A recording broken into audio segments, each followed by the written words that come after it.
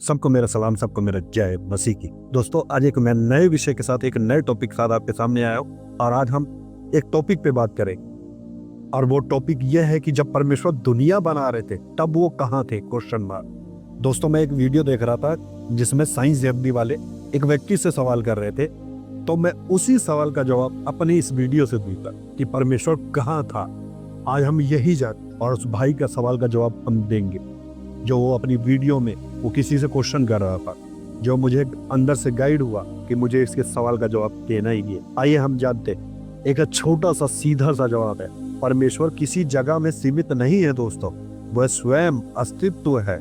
जगह, समय और आकाश उन्हीं से शुरू हुआ है। आपको ये जानना होगा। बाइबल क्या कहती है?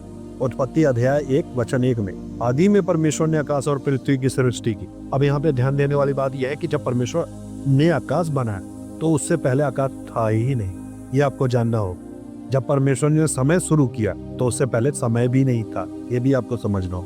इसलिए सवाल, वो कहाँ थे? Question mark. असल में ये इंसानी सोच से आया हुआ सवाल है दोस्त, क्योंकि कहाँ थी परमेश्वर की बनाई चीज? ये आपको जानना हो। इसीलिए वो परमेश्वर, इसको मानव बुद्धि नहीं समझ पाएगी। परमेश्वर मिट्टी से बना हुआ मस्तिष्क, दिमाग कभी नहीं समझ पाएगा उस पर विशाल परमेश्वर को। साइंस जर्नी वाले को मैं समझा दूंगा अपनी वीडियो में। परमेश्वर अय्यूब से क्या कहते हैं दोस्तों? अय्यूब अध्याय 38:4, जब मैंने पृथ्वी की नींव डाली तो तू कहाँ था? परमेश्वर ने अय्यूब से पूछा, तू कहाँ था? साइंस जर्नी वाले, तू कहाँ था?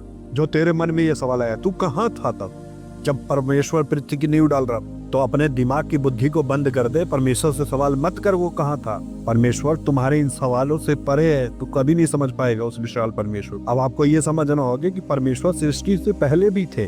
स्वर्ग भी उन्हीं की बनाई हुई रचना है। परमेश्वर को रहने के लिए किसी स्थान की जरूरत नहीं है।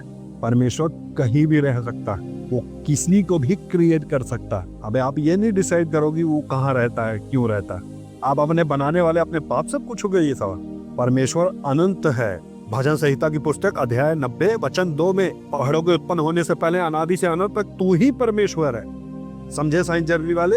समझो इस वचन को कि पहाड़ों से उत्पन्न होने से पहले वो अनादि से अनंत तक ही परमेश्वर है, उसे छोड़ कोई परमेश्वर नहीं। अब साइंस जर्नी वाले को मैं आसान भाषा में समझाता। जैसे कोई पेंटर एक पोस्टर में चित्र बनाता है, तो जब वो चित्र बनाता है तो चित्र के अंदर नहीं होता, चित्र से बाहर होता है तो बनाता, और वो चित्र के अंदर नहीं रहता, फिर भी वो चित्र बनाता।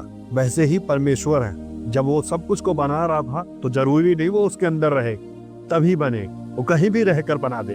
परमेश्वर समय स्थान के बाहर है, ये बुद्धि में घुसा लो अपनी, यही आपके लिए अच्छा हो। आपका पेंटर चित्र के अंदर नहीं रह सकता, परमेश्वर चाहे तो चित्र के अंदर भी रह सकता है और बाहर भी रह सकता है, इसलिए वो परमेश्वर। ये आपका मिट्टी का दिमाग नहीं समझ पाएगा उस परमेश्वर। एक चित्र का पोस्टर में रहकर चित्र नहीं बना सकता, पर परमेश्वर उसके अंदर रहकर भी बना सकता है, उसके बाहर रहकर भी बना सकता है, इसलिए वो विशाल परमेश्वर। वो तुम्हारी सोच से परे है।